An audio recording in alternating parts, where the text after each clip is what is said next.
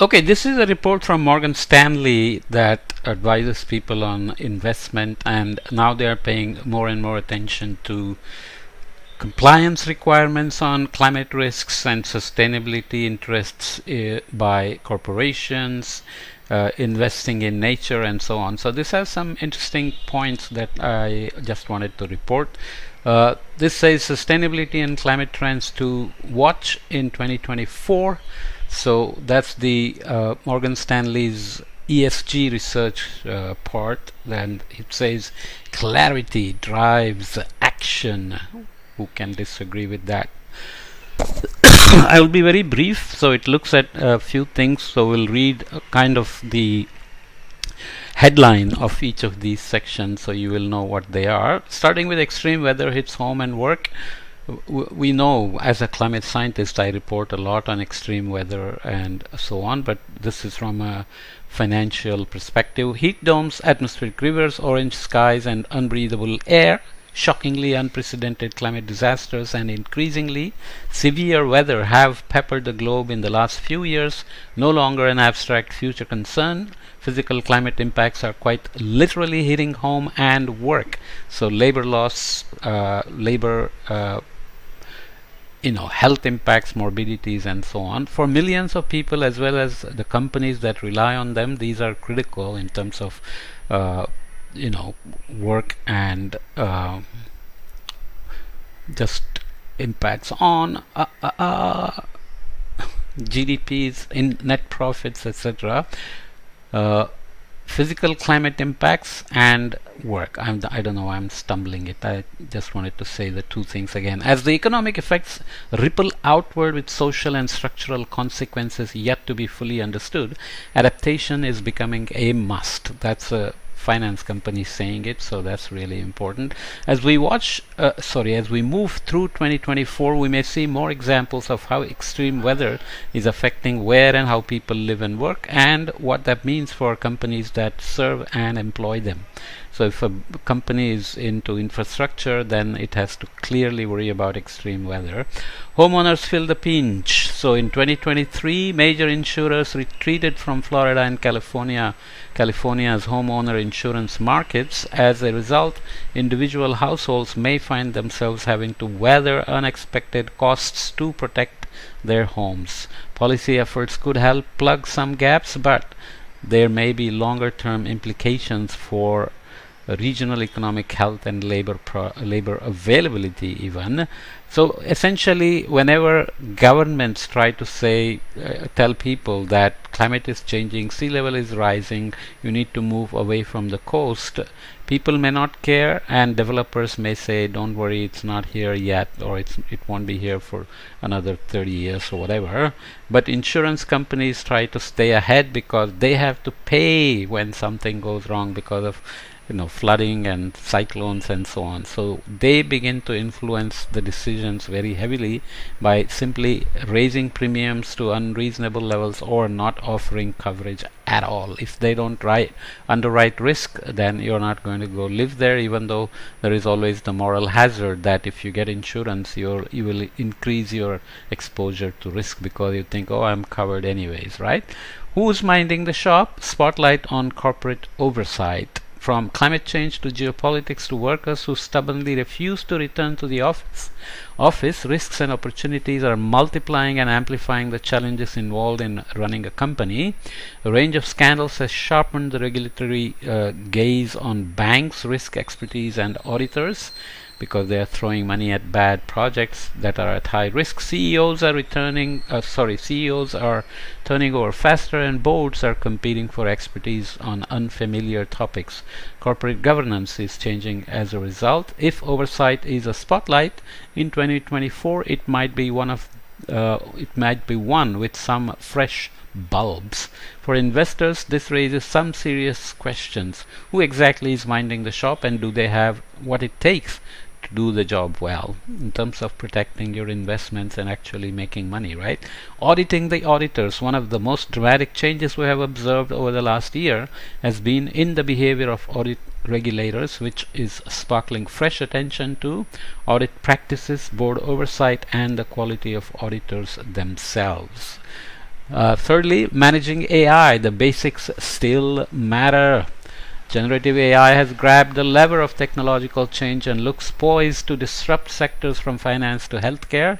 Policymakers, academics, and industry leaders are actively debating how best to realize the upside potential while reining in the possibility of disaster. And while some risks do look monumental, others are more mundane and more within the company's direct control. So as the scramble ensues and AI rollouts are urgently scheduled, investors might well be thinking about guardrails. What are companies' current approaches to risk management, regulatory compliance, privacy and talent management, and how might they build on those existing best practices to counter new risks? Data privacy. As regulators race to catch up to the tech, companies must catch up to the regulators. To the regulations.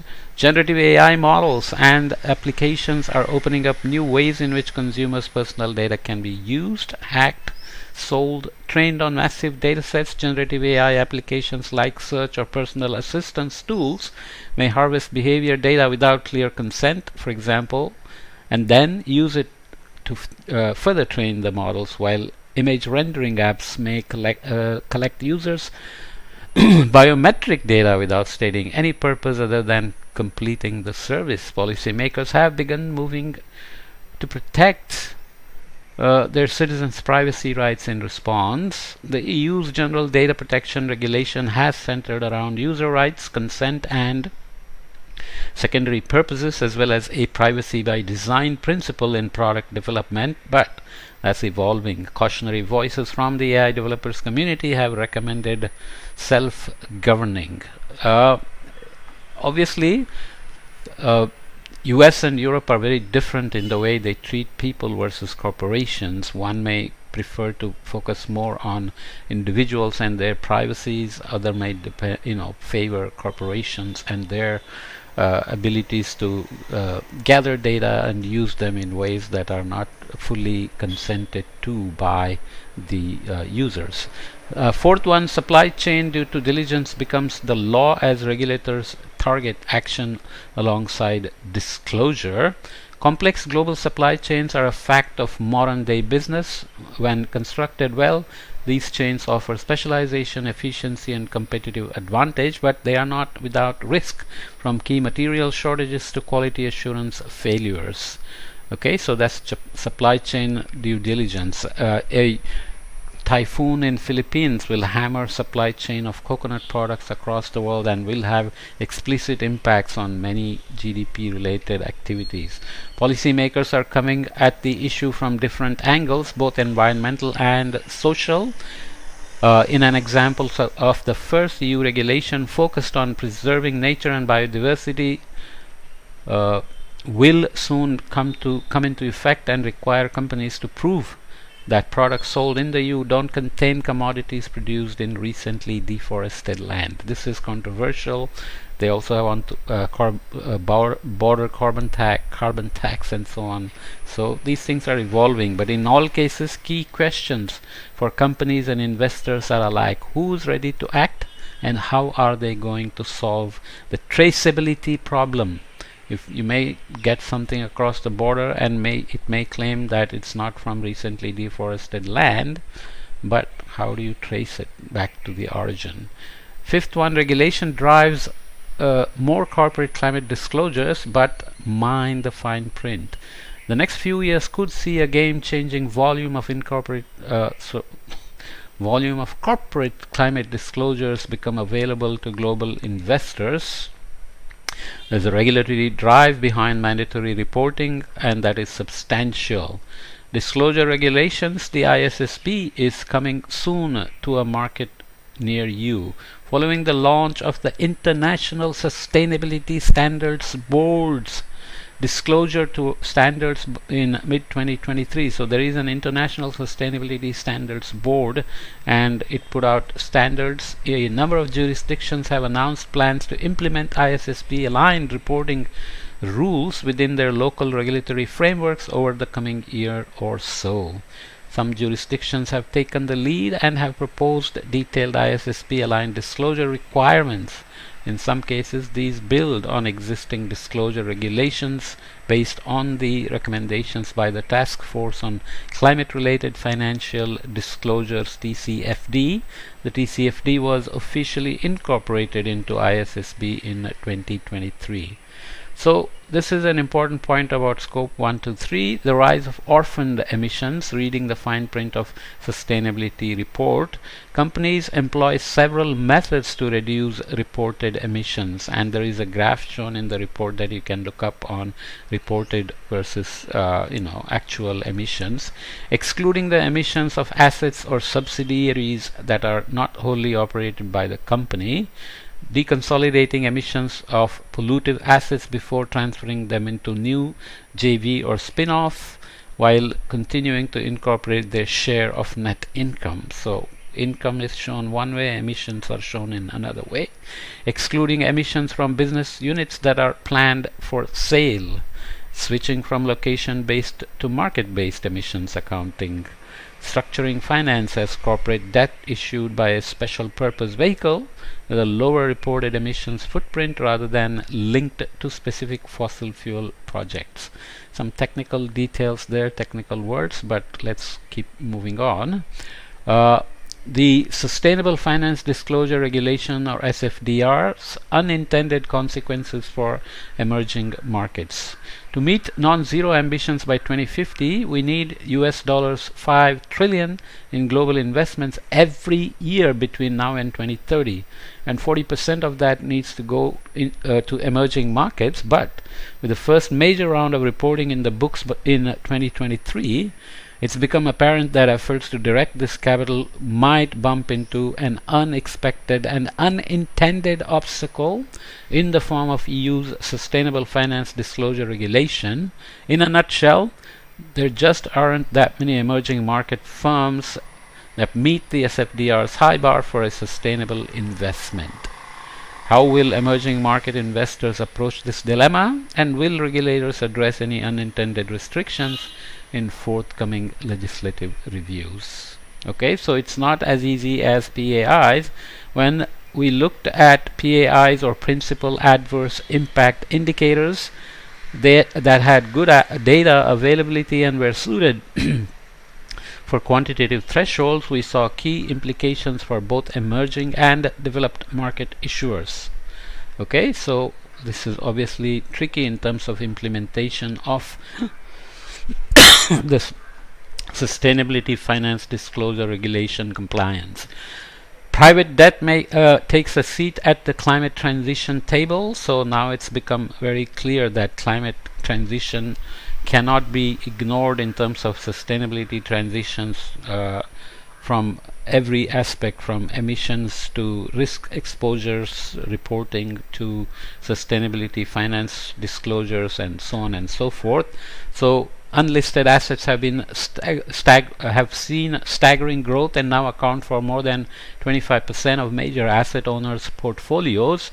Private market participants have an important role to play in the transition to a net zero world by channeling capital towards less emissions intensive investments and green solutions. There is increasing visibility into private assets' carbon intensity. So until recently, the general lack of transparency in the private markets meant that measuring assets' carbon intensity was intensely difficult. Now it's starting to get easier. While reported data is still quite scarce, estimates are becoming more available. So this is becoming more and more important. So there are the regulatory requirements, reporting, compliance, and then there is the need to show themselves as green and sustainable and so on, with the bottom-up pressure from customers, shareholders, and so on. Better data is of course good for better risk assessment, and data collected is going to become more and more important. Just to read the top point, transition risk is multifaceted and may affect different assets differently depending on how it plays out. As but one example, we estimated the impact of a hypothetical global carbon price floor of $75 per ton of carbon CO2 equivalent on EBITDA margins of the underlying private portfolio companies across different forms of private debt. I won't read the details here, but EBITDA, you know, is earnings before interest, taxes, depreciation, and amortization, basically net income. Investing in nature is becoming very important for shareholders, investors, and so on. And there is a nice figure that we can look at in the report. Measuring to manage or managing to measure. So investors may increasingly see the links between biodiversity loss and financial risk, both specific and systematic, but understanding how investee companies contribute to the problem remains a challenge. Good news is that there are signs of progress. So people want to make sure that their investments are not affected by the biodiversity caused by their investment. So making money was one single tunnel vision for the investors and the shareholders, but now everybody wants to see if their returns themselves are being affected by not worrying about nature, biodiversity, sustainability, and so on. The re-emergence of debt for nature swaps. This is another point. The evident investor interest in supporting nature-based solutions suggests the possibility of growing appetite for investment in nature-based or nature-oriented assets. Green bonds and other tools exist. I won't go into the details, but you see that as an important item. Investments in nature via voluntary carbon markets. So there is no way of getting out of it. As of June 2023, there were over 850 registered active nature-based projects in the voluntary carbon market, focusing on the protection and enhancement of natural carbon stocks in forests, farmlands, and coastal ecosystems. Another 2,100 projects were already in development, creating a combined project area the equivalent size of Colombia. So that's kind of a brief run through the whole thing. I've left some empty slides there because when I'm preparing these slides, I'm not always aware of how many slides will the podcast end up being. So anyways, this is about 18 minutes long and you get the point. I just wanted to give you a sense that it's not just climate scientists shouting about climate action, mitigation, adaptation, and sustainability, and so on. The actual markets, investors, and regulators and governments are taking note of the fact that we simply cannot go on with business as usual in investing and making money and giving loans. Insurance companies are especially ahead of the curve in making sure that they are not providing risk underwriting for people who are going and building in very high climate risk zones. That's one lever which will work very well because insurance companies do their own modeling of risks, own modeling of hurricane seasons, impacts, and so on. So they will really hammer bottom up, or maybe, yeah, that's a bottom up pressure, let's say, on not giving insurance for living in high risk areas. And banks are now expected to report risks. The Federal Reserve and the European Union, the Network for Greening the Finance System, NGFS, and all are translating the climate scenarios to financial scenarios, and banks have to run their portfolios through the climate risks as coming through the finance scenarios to say how vulnerable their investments are.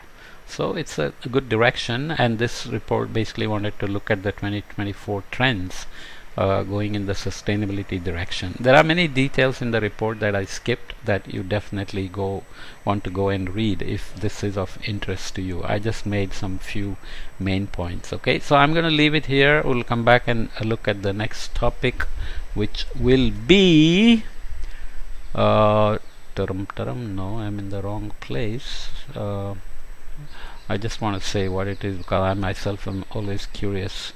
So AI for medium range forecasting, which I have already done. We already actually have a podcast on how AI is being used for various predictions, but maybe I'll come back and look at AI/ML for Earth system science, not so much for predictions. AI is here and it's going to be part of climate predictions and climate science, because you can use AI to improve the models as well. So we'll come back and see that topic in the next podcast. Okay, see you.